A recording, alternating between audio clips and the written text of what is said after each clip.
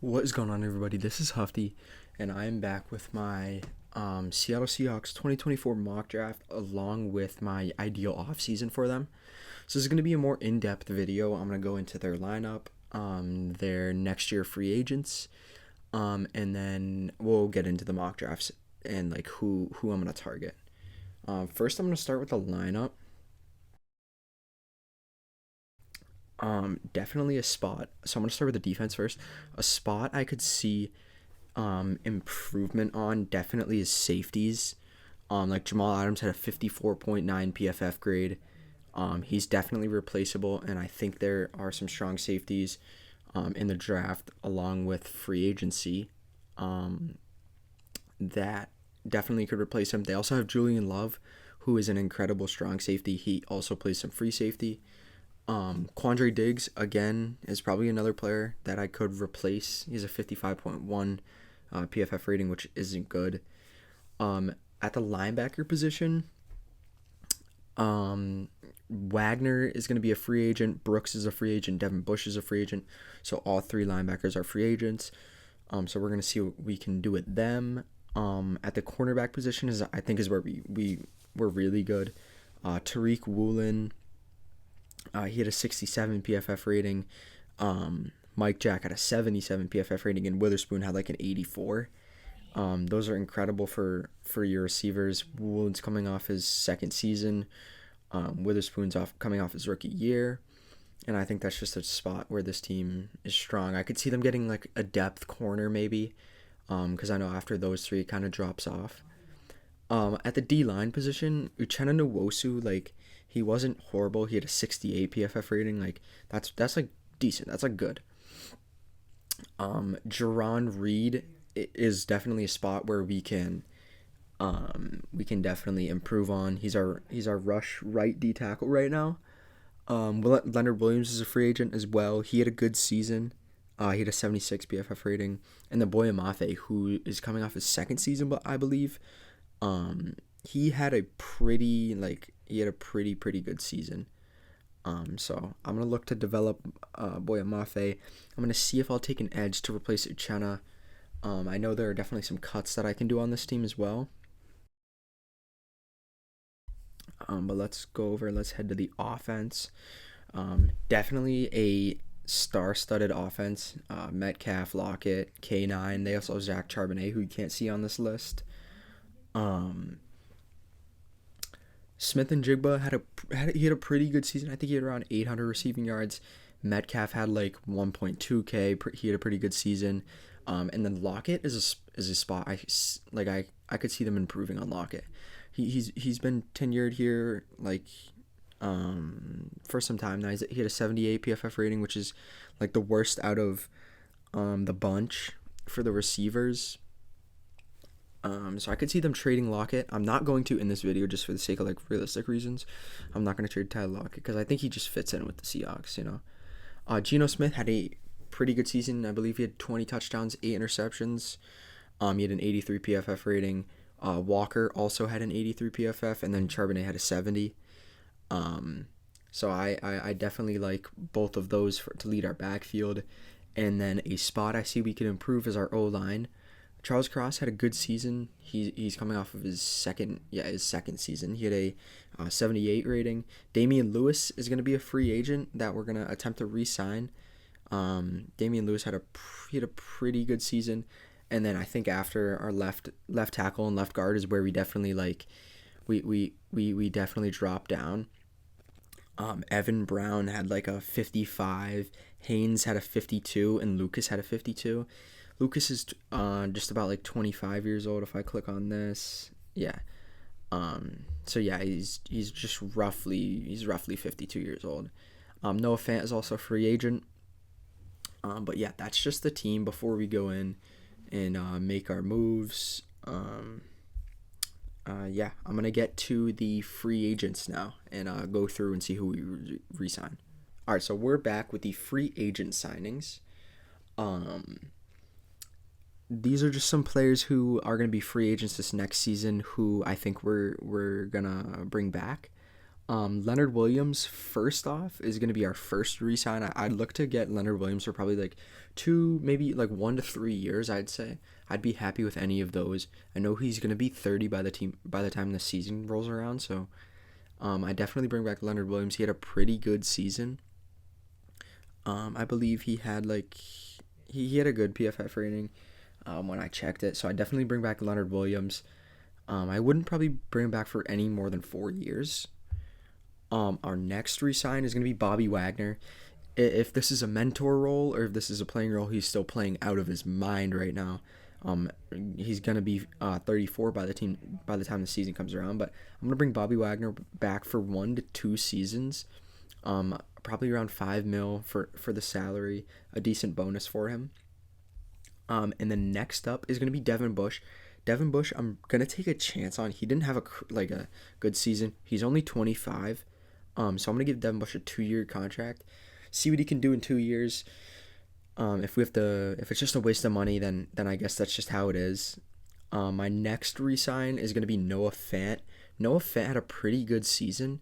Out of the available free agents right now, he ranks number 2 for receiving yards. And if he had matched Dalton Schultz's receptions, he would have had more receiving yards. So I think Noah Fant is definitely just a targeting issue.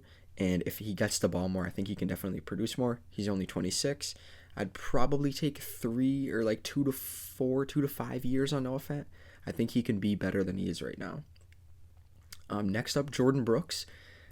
He had a questionable season after coming off of a great season. I know he did get hurt in the last week of the season before this one that just happened. I think he tore his ACL. He had a decent comeback season. I think he's going to be way better next season. I'm going to bring back Brooks for 4 years, keep him till he's 30. I think he's definitely special under Bobby Wagner, his mentor. To go back, we're letting Phil Haynes, Andrew Luck walk. Pretty much every player that I don't re-sign, I'm going to let walk. My next re-sign is going to be Mike Jackson. And Mike Jackson, I'm going to bring back for 3 years, keep him till he's 30. He is definitely going to get paid this offseason. I could see like him getting like $8 to $10 million a year in his salary, or if that's including bonus every year, I could definitely see them paying him. He's definitely worth it. He had a good season. And then I believe this is our last re-sign. That's going to be Damian Lewis. Oh no, I have one more. Damian Lewis, I'm going to bring back for 3 years. He's definitely like one of our 2 spots on this O-line that's going to be the same. So yeah, I'm definitely bringing back Damian Lewis. He did have a good season. I'm going to bring back for probably 3 to 5 years. I know he is going to be 27 by the time the season rolls around. But I'm going to bring him back. And then my last re-sign is going to be Colby Parkinson, who is only 25, has an incredible run blocking role. And he had a good season. He had about 250 yards on like such low receptions. I believe he can definitely contribute to this team if he gets more targets. Him, Noah Fant, Will Dissly, I believe he's still there.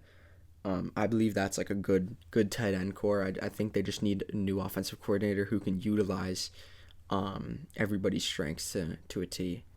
But yeah, that's going to be the review of the lineup, the free agent tracker. And then I'm going to go through and show you guys who I'm going to target for free agents. Okay, first person on my free agent tracker, or my free agent targets, is going to be Bryce Huff. These are just going to be targets. I'm not signing every single player. I think just to target these players would be good. I believe Bryce Huff would be a good sign for the Seahawks. He could definitely replace Uchenna Nwosu if they wanted to make a trade. Bryce Huff is going to be 26 by next season. Had an 80 PFF rating, which is 12th among edges. His pass rush efficiency was way better this season. He's going to be a free agent. Don't know if the Jets are going to bring him back, but that's going to be one of my 2 replacements for Uchenna Nwosu. And my second is going to be next up, Jonathan Grenard. Grenard is kind of the same as Bryce Huff. I'd rather have Bryce Huff, though. He had a better PFF, and he's younger. Grenard's going to be 27 by the time of next season. He improved so much with Houston. I'd expect Houston to bring him back. But I definitely think he would be a good signing if they wanted to get an edge out of free agency. And then I'm gonna move on to my safeties. All right? First off, I'm gonna start with Antoine Winfield. He would be the absolute best case scenario if they had the money. If the Bucks don't franchise tag him, I'd assume they would franchise tag him. He was one of the best, if not the best, free safety in the league this season. I would definitely target Antoine Winfield because he would improve this defense an incredible amount. He would replace Quandre Diggs in an instant. They could definitely trade Quandre Diggs for some help, something like that. But that's going to be my first free safety replacement, and then I have two more. All right, my next free safety replacement is going to be Xavier McKinney. I think this is really realistic. He's still going to be 25 by the time the season comes around. The Giants do have to re-sign Saquon Barkley, which they could end up using their franchise tag on. So I think if McKinney does happen to slip into free agency, I think he'd be a good signing for the Seahawks. About an 88 PFF rating, fourth among safeties. So I definitely really like that signing. And then also I would like Geno Stone. Geno Stone shined in this Ravens defense. I also have another person from the Ravens that I'm targeting who's going to be a free agent. But Stone would probably be worst case scenario if they even end up signing a free safety. I could see them going into next season with Quandre Diggs, and I would like that move by the Seahawks. But Geno Stone could just be a target. He could still play behind Quandre Diggs, but I do believe he is better. He had 1,000 on the snap count on the dot. He's only 24. He ranks 25th among all safeties. So I believe that would just be a good signing for them. I'm going to get into some other people who I could see replacing for strong safety next. All right, my first replacement for strong safety is going to be Cameron Curl. He didn't have the best season. He ranks 50th among all safeties. He's going to be he is pretty young. He had a better season last season. I could see him replacing Jamal Adams. He is definitely more of like a safety linebacker like hybrid. Which the Seahawks don't need, but I do think he could play that slot role, that Jamal Adams, like that blitzing slot role. I definitely see him. He could play that role. We'll see if the Commanders franchise tag him or just re-sign him. But that's gonna be my second replacement for my strong safety. My first replacement of two. And then my next one is going to be Jordan Fuller. Jordan Fuller is going to be 26 by the end of the season. He could just be a depth player. I'd kind of hope they trade or get rid of Jamal Adams in some way this offseason. I believe he doesn't fit on this team like he did in New York. So I think if they get rid of him and just sign Jordan Fuller for maybe 1 to 2 years, he could definitely replace and play better than Jamal Adams did. So those are going to be my defensive. I think I have one more, or no, that's all my defensive replacements. And then I don't have any offensive free agent signings. I believe everything that they're going to get out of free agency would be in the draft. All right, those are going to be my free agent signings for defense, and I'm going to get into offense right now. All right, my first target for this offense is going to be Gabe Davis. This is in the scenario that they trade Tyler Lockett, so this is kind of rare. But I do believe Gabe Davis is better than Tyler Lockett if he was in this offense. Way younger. I think he fits their timeline. Gabe Davis had a pretty good season. So did Khalil Shakir. But I think that's just like one of the signings they could go after for wide receivers. I only have one for wide receivers just because I think it's really rare that they would even trade Tyler Lockett. So I'm going to get into my O-line now. All right, my first target for centers is going to be Andre James. I'm going to be targeting Andre James and Lloyd Kirstenberry. I'll talk about Andre James first one. He had such an underrated season. He ranks ninth under centers. He's only 26. He's going to be 27 by the time the season comes around. If the value is right, I could see Andre James coming to Seattle. And then next up, Christian Berry, who is 10th for centers. He's a little bit younger. He's going to still be 26 by the time the season comes around. Again, I see if the Broncos couldn't re-sign him or franchise tag him, I could definitely see him coming to Seattle on a good size contract. I'm going to get into my guards who I would target, and then that's going to be it for the offense. All right, so first under my guards for my targets is going to be Kevin Dotson. This is best case scenario. I think Kevin Dotson gets an absolutely huge contract. He's ranked second for the entire league for guards, with an 84.4 PFF rating. He's only 27, and I think he would fit in right at right guard. That's his home position. So if they ended up getting Kevin Dotson, and Damian Lewis, if they bring back Damian Lewis, this O-line could be scary. And then my second target is going to be Robert Hunt. Pretty much the same exact thing. He's 27 right now. He ranks 6th for guards, according to PFF. He's huge. He's 6'6", 335, which you don't really see for a guard.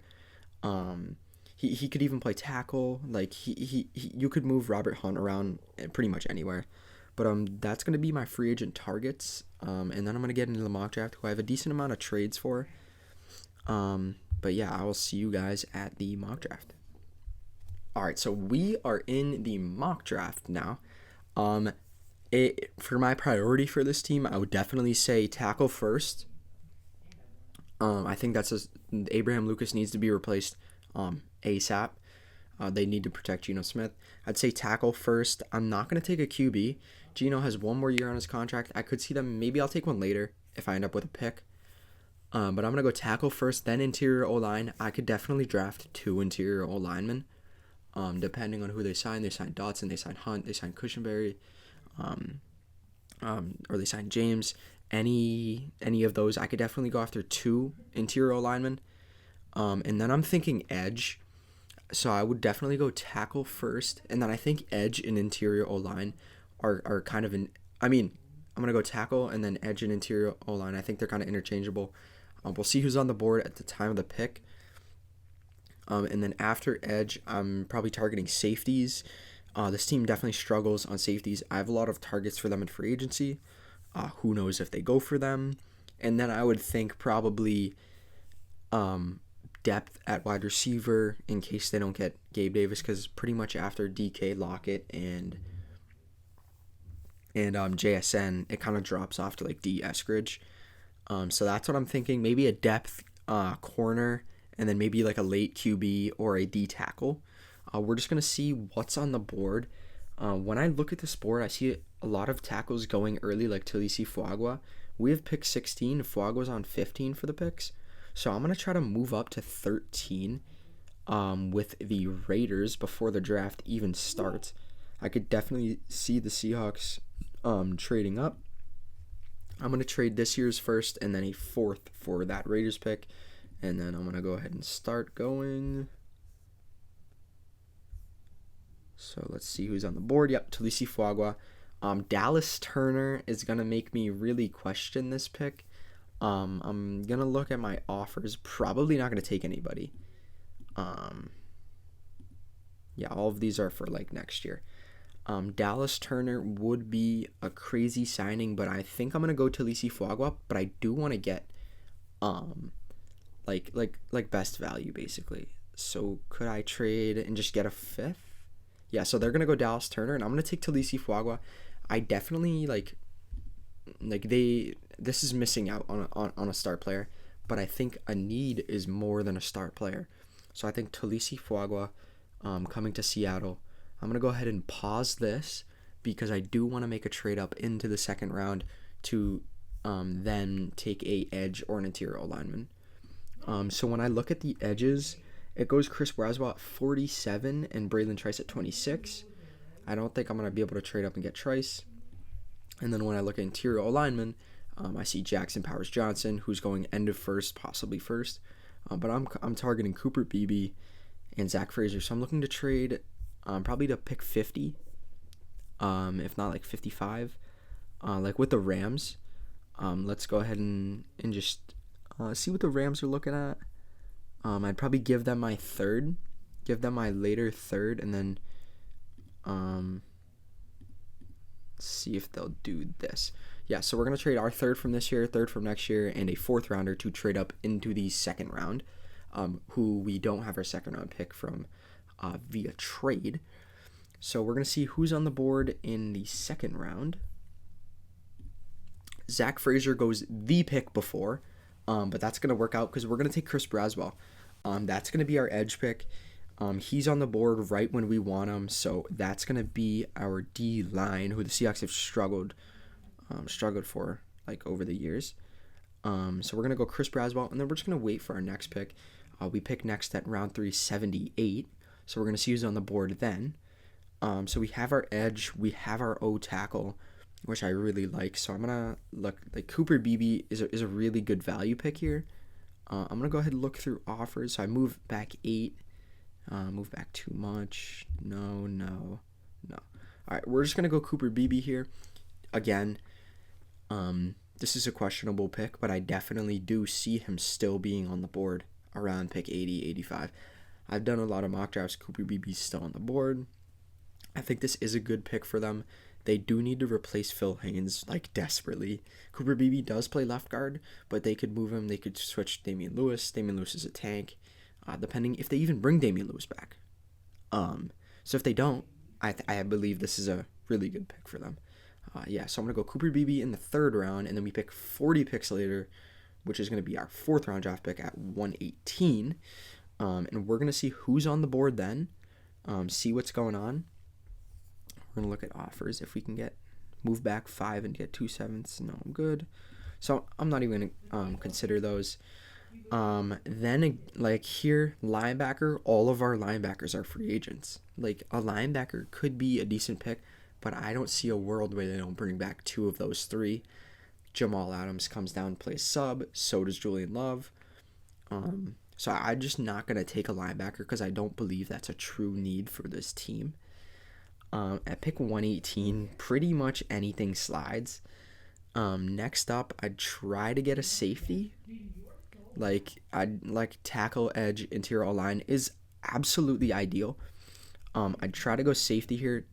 Tyke Smith out of Georgia is Tyke Smith. He's best. Maybe I do move back. Let me try to move back.